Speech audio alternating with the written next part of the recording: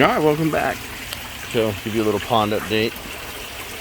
All my fish are still alive. I actually had a close call with a raccoon, I believe. And my cat got one probably a month after I first posted the first video of how up and running. Made a few changes. So when I started, you could tell I had no mechanical filtration. Just the water came out of the pond into the lava rock bed. Actually, there was 4 lava rock beds, but I've since downsized and I'm down to just this lava rock bed. I took out pretty much all the other plants. They grew fine, the cucumbers and everything. I got some cucumbers, but the problem is the plant got bigger. It could only grow like 1 or 2 pieces of fruit at a time. There just wasn't enough nutrients. So I ended up pulling most of them. And I'm just using this lava bed. I was just using this lava bed. The fish got bigger. I mean, they're growing like crazy. Most of them are getting big. One's about 1 foot long, and then there's 15 or so, I'd say, that are over 6 inches. And then the rest are all sub 6 inches. They're all at the bottom. The water's warm. It's 80 something degrees in there. I'll show you. I ended up having to buy a digital thermometer. Okay, so as the fish grew, this filter was fine. It was working well for 50 fish. My levels were usually good.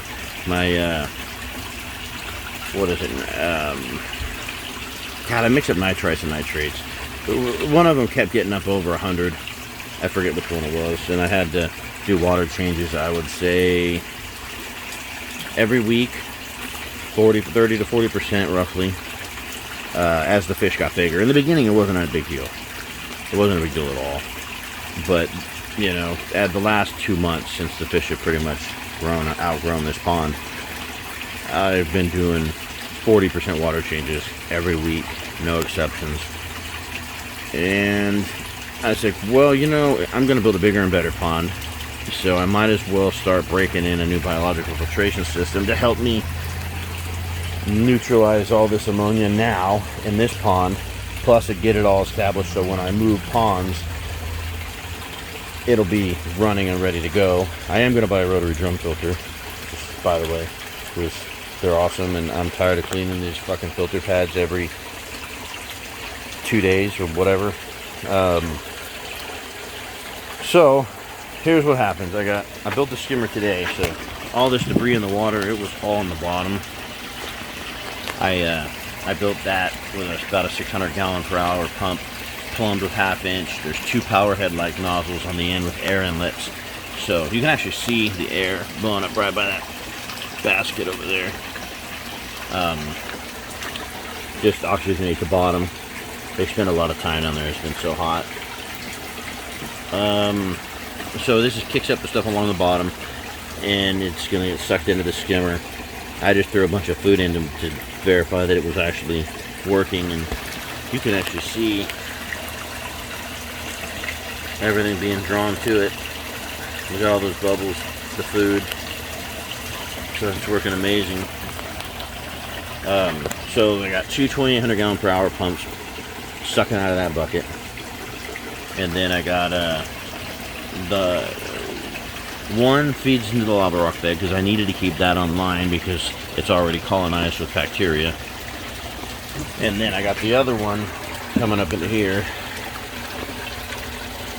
where it goes underneath the filter matting and flows up. Two 2-inch bulkhead fittings on one on each side feed into this moving bed. There we go. And then 2-inch flowing out into my shower setup where I bought it's not Backy House Media, it's like the generic version of it. You see it on Amazon. It's like 2x2, I think they're 6 inches long. They're roughly $1 a piece. I bought 4 boxes of that stuff and filled those 3. Let me back up so you can see it. And filled those 3. And then, damn it, there we go. and it's been working. It's not, I don't think it's colonized with bacteria yet. It's only been 2 weeks up and running, but the water quality's much better. So I'm assuming once I can deal with the debris in the water, now that I built that and all this stuff along the bottom's kicked up, the skimmer starts sucking it out. This water not only will be crystal clear, it'll be free of debris, and the water levels are perfect. I check them once a week, unless they give me a reason to check them more, but usually I'll check them Saturday mornings, and they've been fine. The ammonia's just like the first touch out of yellow, I mean, and then everything else is right within where it needs to be. pH did creep up to around 7, so I'm keeping an eye on that. 7, I think 7.2, I think is what it was. But it wasn't a sudden jump, so I'm not really concerned with it. It's been kind of creeping up, so, and it seems to have stopped around 7.2-ish, 7.3. It's hard to tell because on my dropper test, like, they look very similar, so I'm just gonna keep an eye on it. Anyway, so on to the next pond. See the little battleground pool all the way over there up against my patio. I'm gonna build right up against my patio so I can just sit on the concrete and watch straight off down a sheer drop. I'm gonna build either a 20 by 10 or a 15 by 10 6-foot deep pond with plumbed in return jets, a bottom drain. I'm gonna have a intake bay that's gonna function like a skimmer box, and I think I'm gonna build the whole thing out of rebar, 1/4-inch mesh, chicken wire, and ferro cement. You basically use ferro cement. I've been very interested in that, and it's pretty cool. So I'm gonna do a project in the front yard. I had a round little decorative pond in the front yard of the fountain. It's not for fish, it's only 12 inches deep. It's just for the fountain, but it's round. And I thought that if I made it bigger in the shape of a square and go sidewalk to sidewalk with it, it would look really cool. And I could take, practice with ferro cement and pond armor. So that way I could get the bottom to look blue or white or whatever color I decide I want to do with it. And then put the fountain in there. So that's going to be one of my next projects. And then after I get my pond done in the backyard, I get that front pond done, I'm going to build my entire front yard into a water feature out of ferro cement.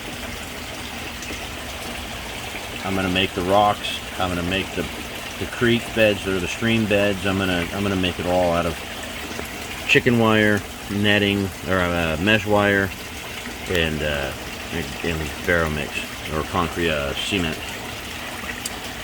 So keep an eye out for that. It should be a lot of fun.